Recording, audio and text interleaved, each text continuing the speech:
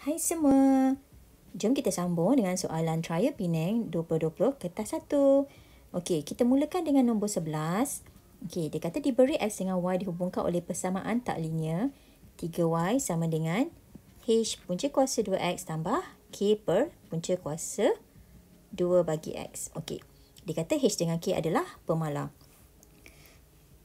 So, soalan tanya, terangkan bagaimana nilai H dan K dapat diperolehi jika paksi X bagi graf garis lurus persamaan tak linear diwakili oleh 1 per X. So, daripada soalan itu, we know that yang saya highlight kuning ini adalah persamaan tak linear. Jadi, bila dia bagi soalan, dia bagi hint. Dia kata garis lurus dapat diperolehi jika dia kata paksi X itu diwakili oleh 1 per X. Maksudnya, ini adalah capital X. So, kita tahu kalau untuk persamaan linear ni, okay, apa-apa pun, kita perlu tukar dia kepada Y equal to MX pasi. Okay, bentuk linear. So, caranya, kita kena dapatkan capital X itu sebagai 1 per X. Okay, yang M dengan C, okay, M dengan C ni, okay, mesti terdiri daripada constant pemalar. Tak boleh ada X dengan Y dekat situ. X dengan Y tu hanya boleh berada di capital Y, capital X. Cuma capital X nanti boleh terdiri daripada X sahaja. Bukanlah X sahaja yang small x saja, tapi dia boleh combination of contoh x square, log x, 1 over x, okay, something like that. Tapi capital Y ini boleh combine x dengan Y. Tapi tak boleh ada constant dekat situ. Constant only for M dan juga C. Okay, jom kita tengok macam mana kita boleh reducekan. Okay, 3Y sama dengan H punca kuasa 2X tambah K per punca kuasa 2 bagi X. Okay, tadi kita nak dapatkan 1 per X, betul? Kalau kita plan nak darab dengan set X, okay, apa yang kita boleh dapat di sini kan? Kalau saya darab dengan set X, macam kita punya idea lah mula-mula. Kalau kita multiply dekat situ dan di sini, okay, yang despite you akan dapat X lah kan? Sebab set X darab set X, dia akan jadi X sahaja. Lepas tu yang dekat sini, dia akan gone lah. Tapi masalahnya, kita bukan nak X tau. Kita nak 1 per X. So, kita tak boleh buat darab set X tu. So, kena tukar sikit strateginya. Okay, apa dia? So, kita dapat idea lah. So, in order nak dapatkan 1 per X sebagai capital X, apa yang kita boleh buat adalah kita multiply dengan 1 per set X to both side of the equation. Sebab, okay, jom kita tengok yang belah kiri nanti, you akan dapat 3Y. Bila multiply dengan 1 per set X, dia akan dapat 3Y per set X. So, equal dengan H. Okay, bila set X kan, kita darab dengan 1 per set X. Okay, set X dengan set X tu eliminated lah. So, it becomes 1. So, tinggal H sajalah dekat situ sebab dia akan jadi H darab 1. Okay, and then you akan plus dengan, okay, K. Okay, bila K per set X, okay, you multiply dengan 1 over set X. Okay, you boleh buat macam ni. You akan multiply atas dengan atas. Maksudnya K darab 1. Set X darab set X. Okay, set X darab set X sebenarnya. Okay, bila dia multiply dengan dirinya sendiri. Okay, itu adalah equivalent to set X yang kita squarekan. Which means you akan dapat X sahaja. Okay, so yang dekat sini nanti akan dapat X sahaja. Okay, apa yang you dapat?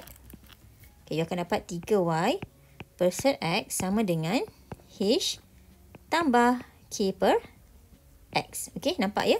Tapi sekarang ni, you nampak 3. 3 ni constant. So, constant dia tak boleh berada dekat Y. Sebab kalau kita nampak ni, di bahagian kiri ni, dia adalah capital Y punya.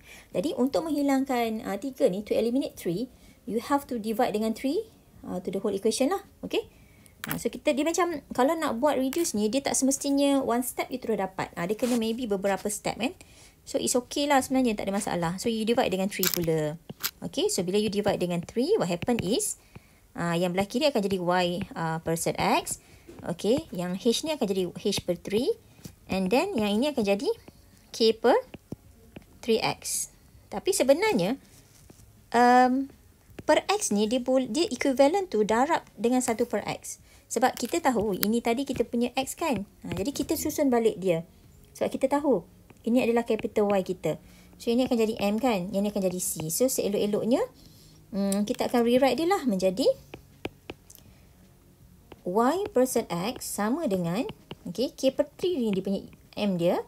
Lepas tu 1 per X tambah H per 3. Nampak Sebab ingat, bila kita nak make sure kita punya linear equation tu, persamaan linear itu, pastikan constant berada di M dan juga C. Kita punya constant adalah H dengan 3 sebab dia telah mention di atas tadi bahawa H dan K adalah pemalar. Okay, H and K are constant, pemalar kat situ. Constant ni sebenarnya nombor lah kan, tapi in form of a variable pun boleh ubah. Jadi ini yang kita punya linear equation. Tapi back to the question, dia bukannya minta you reducekan dia kepada linear tau.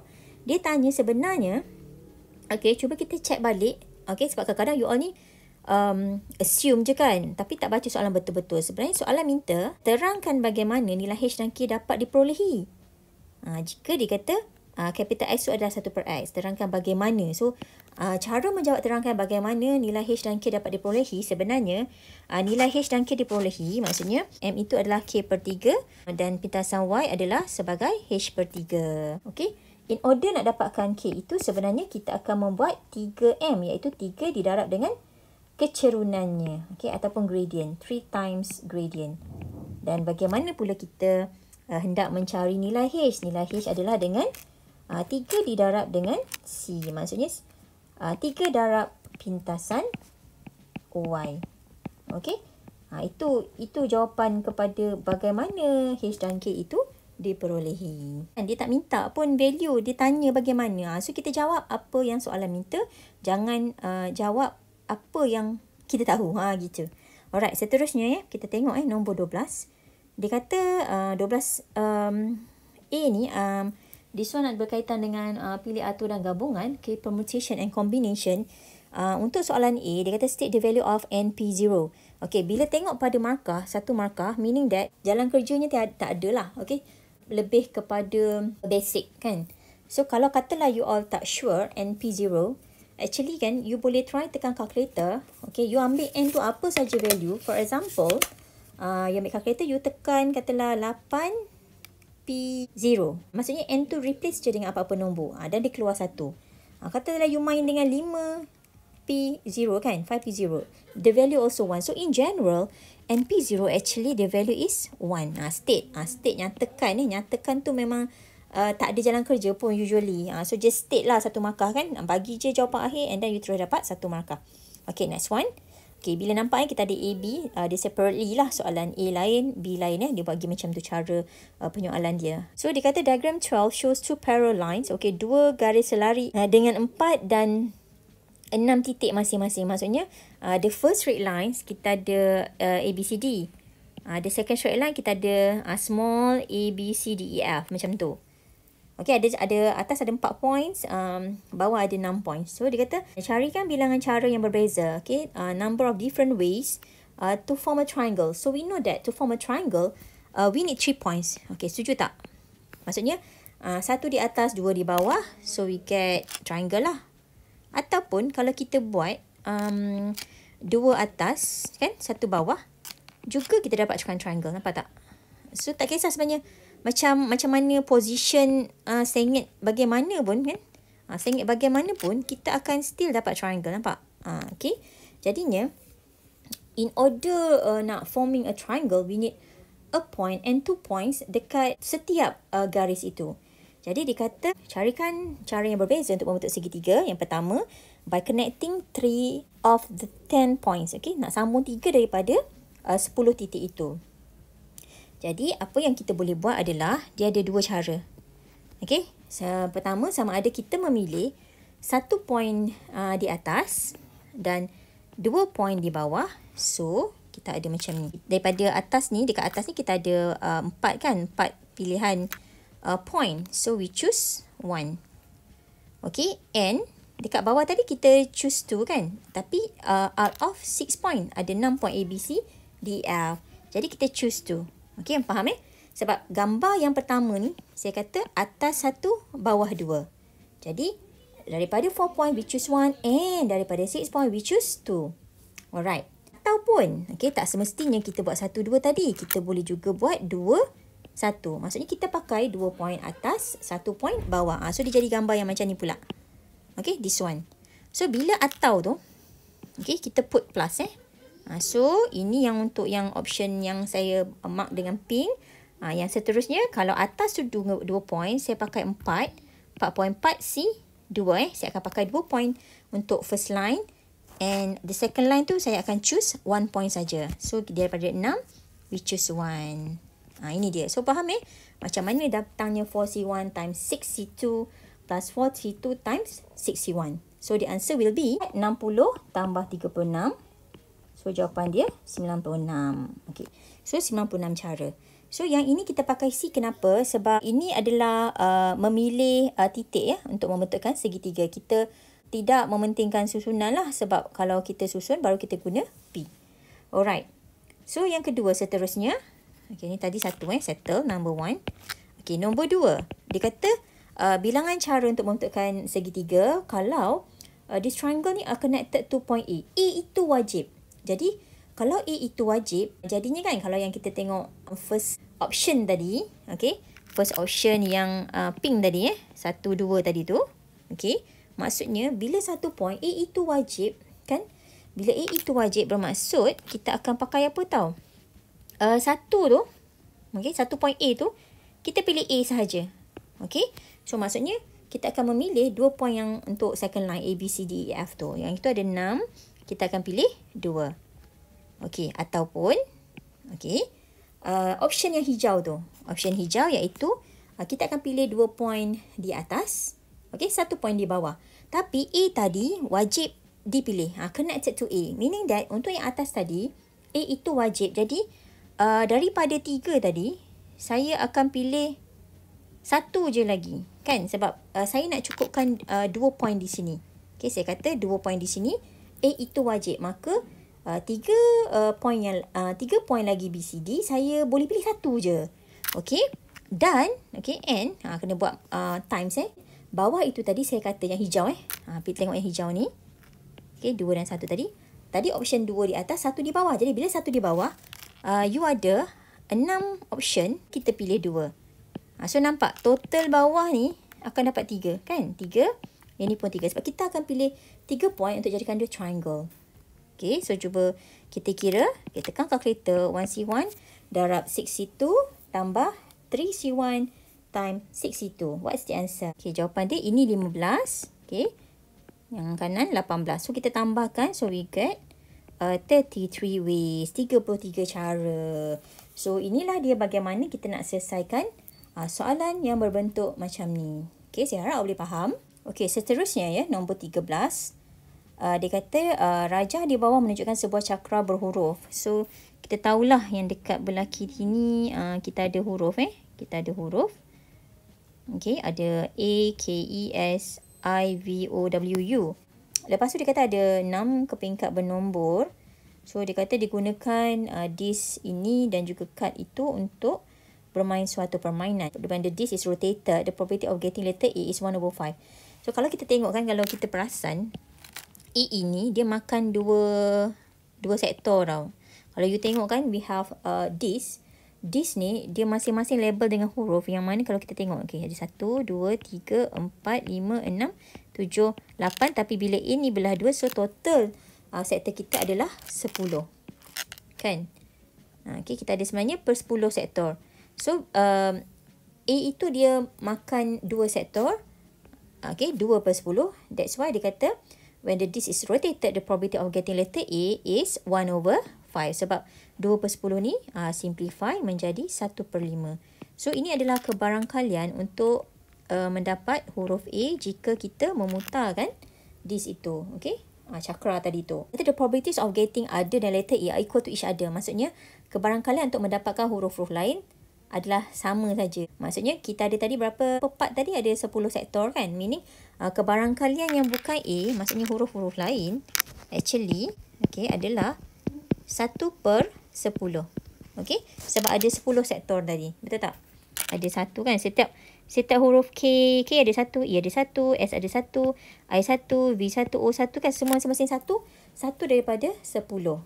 Cuma A je yang ada 2 sektor. Sebab tu kebarangkalian dia 2/10. Okey, cuba tengok apa yang dia nak.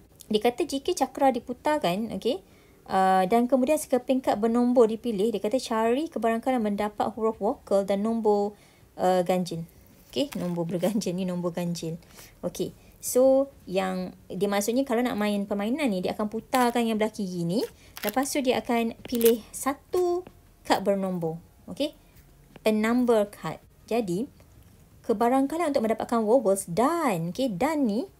Okey, dan ini kita akan guna multiply. Okey, ingat kalau macam dan kita pakai multiply, kalau atau kita pakai plus. Okey, dia kata mendapat huruf vokal.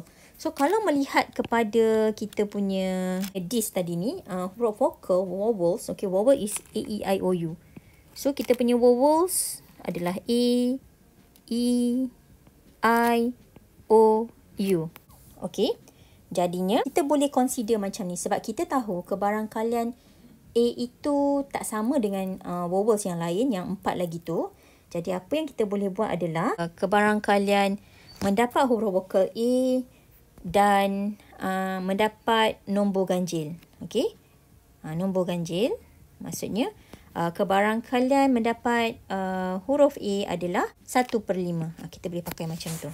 So kita buat 1/5 dan mendapat huruf ganjil. So daripada sini kita tahu ganjil adalah 1, 3, 5. So kebarangkalian untuk mendapat nombor ganjil adalah 3 daripada 6 kad. So kebarangkalian mendapat nombor ganjil adalah 3/6.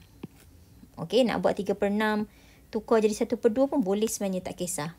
Okey, atau so bila atau kita akan buat plus. Tadi saya kata dapat vowels A kan. Tapi saya akan buat satu lagi yang bukan A. Sebab kita tahu yang bukan A, dia ada apa? 1, 2, 3, 4 kan? 4 daripada 10. So, 4 daripada 10 tu sebenarnya adalah 2/5. Ini kebarangkalian mendapat huruf vokal selain daripada A. Ada 4/10. So, kita akan buat 2/5 darab dengan, dan ganjil lah. Ganjil ada 3 tadi. 3/6. So kita pengkira lah. 3/30 tambah dengan 6/30, kita dapat 3/10. So jawapan ni adalah 3/10. Dah siap. Saya asingkan lah. Saya buat yang first case tu dapat A. Second case adalah selain vokal selain daripada A. So ada 4 lah. 4 yang lain lah. Okey, boleh faham ya? Seterusnya nombor 14. Dia kata tunjukkan bahawa 3 kuasa X tambah 4 tambah 3 kuasa X tolak 45 yang didarab dengan 3 kuasa X tolak 2. Okey, boleh didarab dengan 1/11 untuk semua integer positif. Okey, apa maksud dia suruh tunjukkan? Okey, show that. Okey, tunjukkan. Boleh didarab dengan 1/11. Okey, tunjukkan bahawa nombor-nombor itu boleh didarab dengan 1/11. Didarab dengan 1/11 maksudnya macam ni. Kalau you darab 1/11, actually equivalent tu bahagi 11. Setuju? Darab 1/11 adalah bahagi 11. So sebenarnya dia kata tunjukkan bahawa yang ini boleh dibahagi dengan 11 untuk semua integer positif. Apa maksud divisible by 11 adalah apabila nombor itu dibahagi dengan 11 tak ada baki. Maksudnya nombor itu adalah gandaan bagi 11. Okey, so apa yang you perlu buat? Okey, macam ni je. Very simple. You buat je. Okey, you buat je. You gunalah law yang you tahu untuk simplifykan indices. Index so kita nampak lah dia akan pakai dengan index yang asas dia 3. Okey, so ni saya padam so dia divisible by 11 tadilah. Okey, kalau kita perasan in between nombor-nombor itu dia separated by plus or minus. So untuk case yang macam ni, apa yang you perlu buat tekniknya adalah you kena split kan. Split tu adalah macam ni. 3 kuasa X tambah 4 dia berasal daripada 3 kuasa X darab 3 kuasa 4. Itu maksud saya split. Sebab apa yang kita tahu, kalau kita ada A kuasa M darab A kuasa N, kita boleh combine menjadi A kuasa M tambah N. Split adalah bermaksud daripada kanan ni, you jadikan dia law yang belah kiri. Kita splitkan dia. A kuasa M darab A kuasa N. Itu maksud split. Alright, now kita teruskan. Kita akan tambah dengan 3 kuasa X. Kita akan tolak dengan Okey, 45 ni biar je 45. Okey, lepas tu 3 kuasa X tolak 2 ni boleh jadi apa tau? 3 kuasa X per 3 kuasa 2. Okey. Kalau siapa yang tak ingat, kita tengok law ini. A kuasa M bahagi A kuasa N. So, dia akan dapat A kuasa M tolak N. Okey, asas yang sama. Dia apply untuk asas yang sama. Asas A kan, base A. So, bila bahagi, dia punya index itu, kita akan tolakkan dia.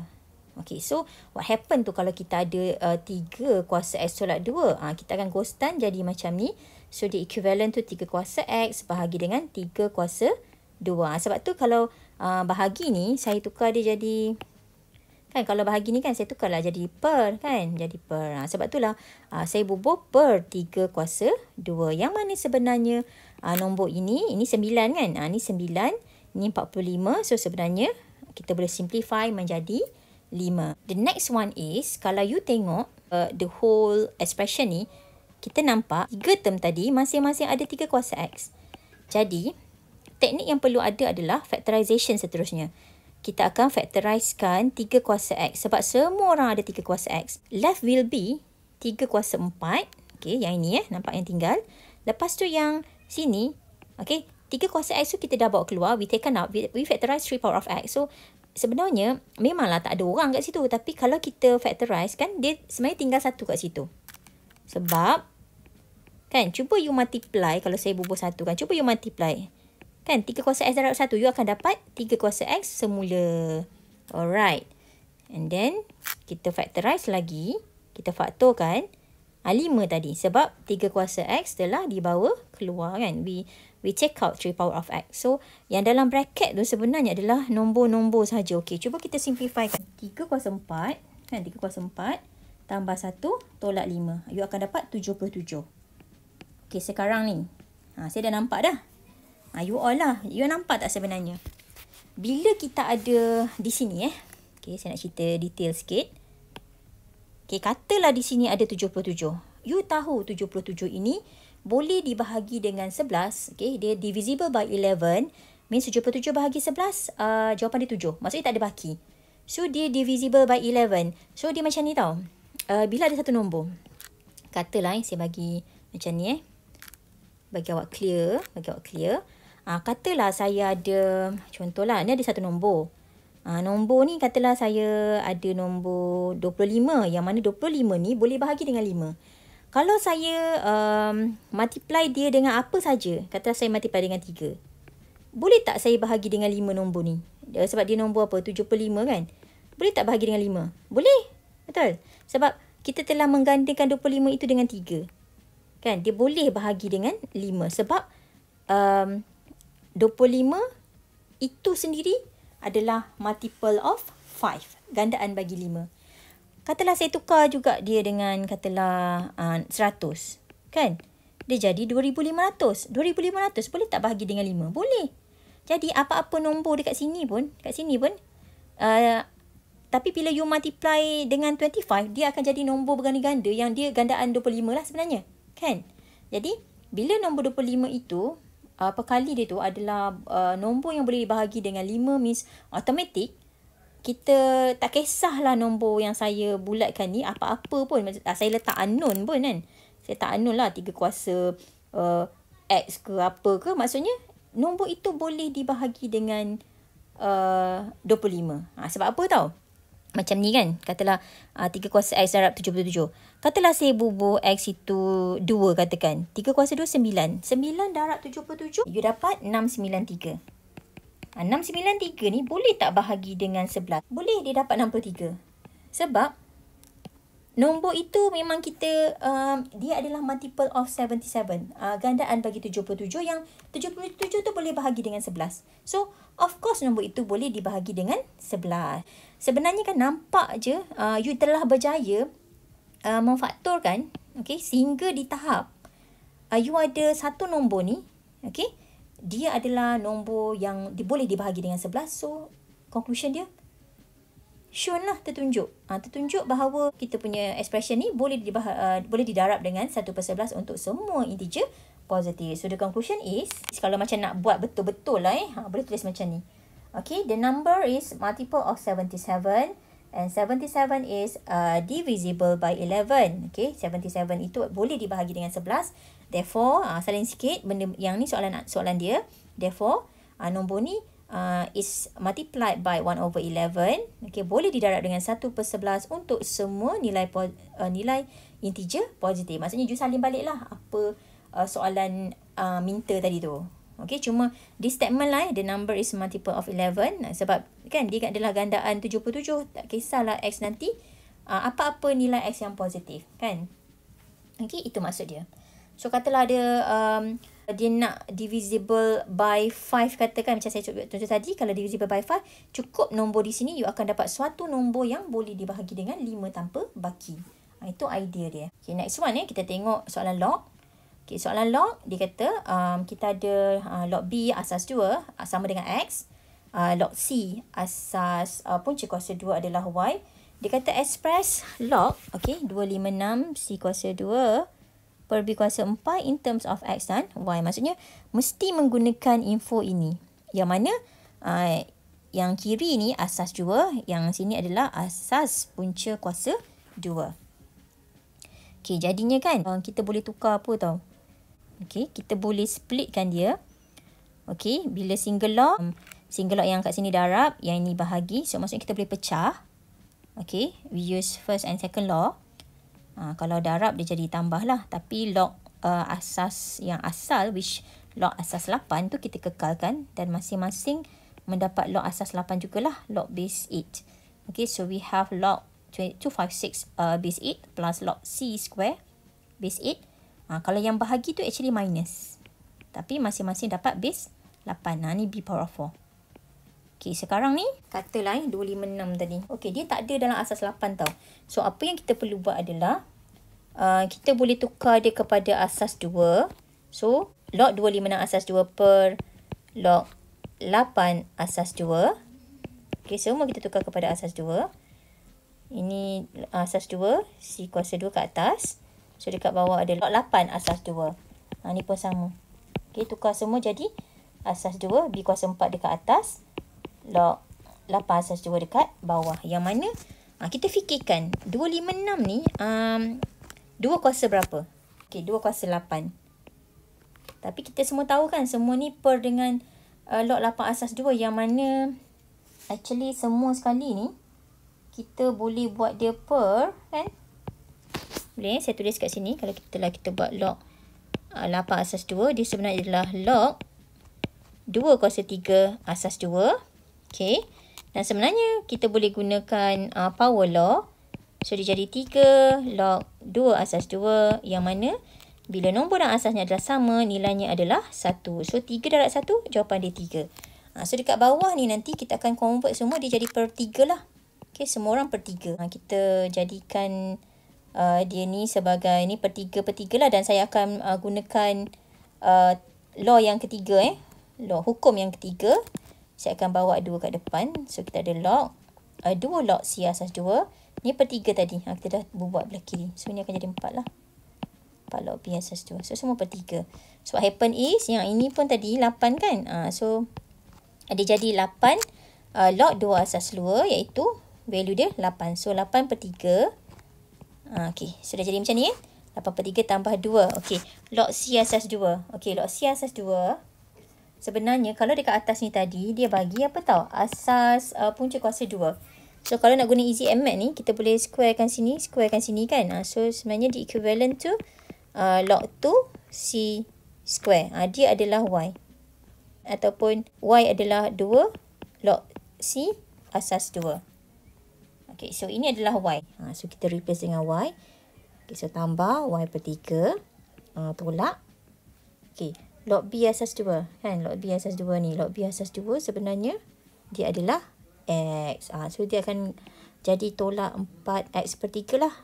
Okay, atau kita kena combine semuanya per 3 pun boleh. 8 tambah Y tolak 4X per 3.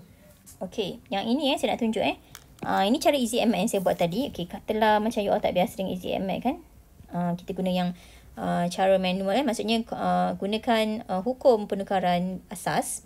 Kita kita nak tukar dia kepada asas 2, dia akan jadi log asas 2 kan, log asas 2. Atas C duduk, bawah punca kuasa 2 duduk. Jadi dia akan dapat log C asas 2 per, yang punca kuasa 2 tu boleh buat 2 kuasa setengah kan. Punca kuasa 2 adalah 2 kuasa setengah. So apa yang kita boleh tukar adalah setengah, bawa ke depan lah guna third law. So dia akan jadi setengah log 2 asas 2. Log 2 asas 2 ni value dia 1. So dia akan bernilai log C asas 2 bahagi dengan setengah. So bila bahagi setengah sebenarnya sama macam darab dengan 2. So dia akan dapat 2 log C asas 2. Nampak? Sama. Sama macam yang kita dapat kan.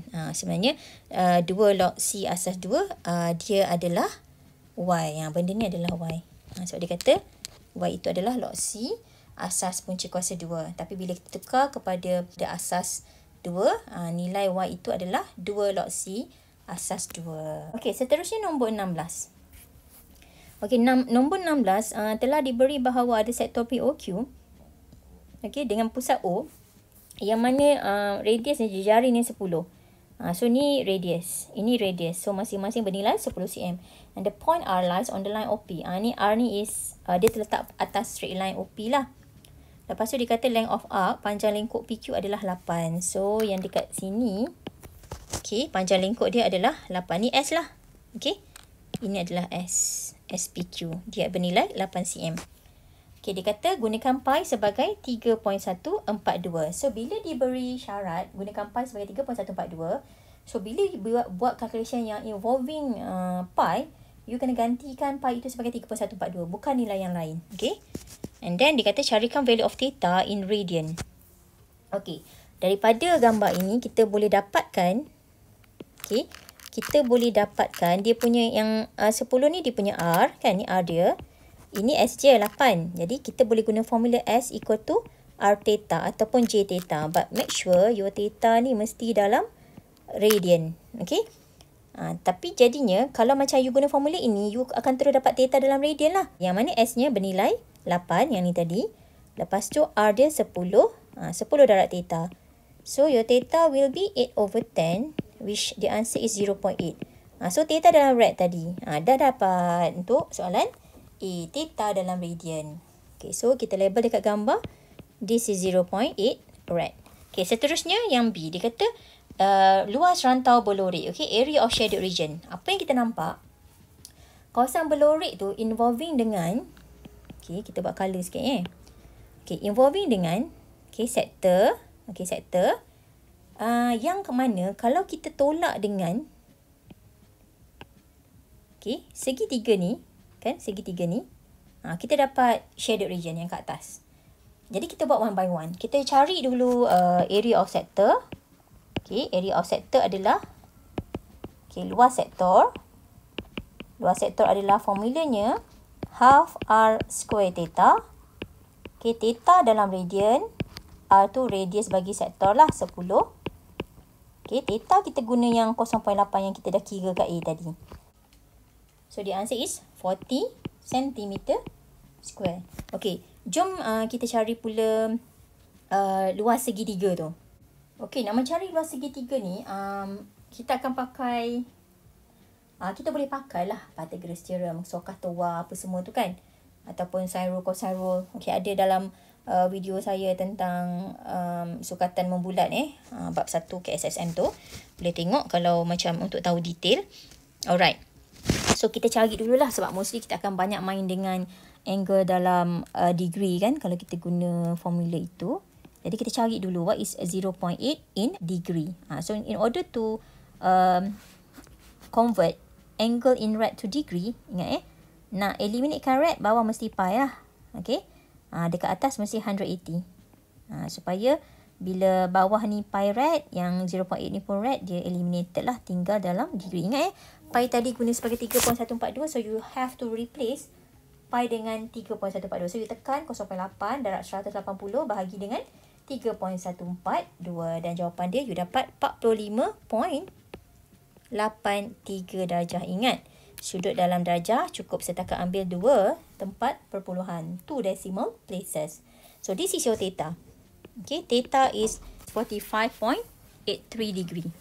Okay, so kita boleh cari OR. Okay, sebab kita tahu theta di sini adalah 45.83 darjah, kita boleh cari this value OR. So ini maksudnya adalah adjacent, okay, sisi sebelah. 10 adalah hypotenuse.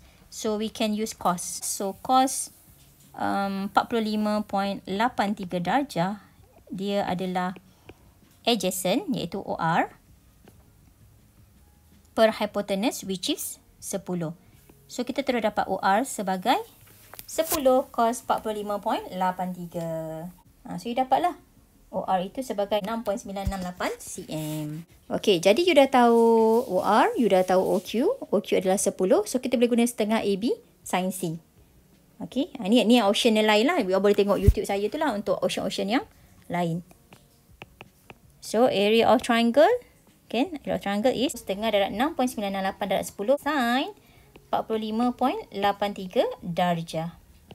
Okay, so you akan dapat 24.9899. So yang ini saya bagi lebih lah point dia sebab intermediate answers. So untuk mencari area of shaded region, kita akan tolakkan sektor tadi tolak dengan triangle. So jawapan kita 15.0101. Okay, kita akan sambung dengan part 3 untuk soalan 17 sehingga 24 dalam video seterusnya.